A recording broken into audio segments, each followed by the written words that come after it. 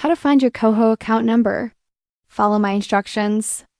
If you need your KOHO account number for transfers or direct deposits, you can find it easily in the KOHO app or your account statements. Here's how to check it quickly. First, open the KOHO app on your phone. Log in using your PIN, password, or biometric authentication. From the home screen, tap on the Accounts or Balance section. Look for account details or direct deposit information. Here you'll see your KOHO account number and institution number. Write them down or copy them for future use.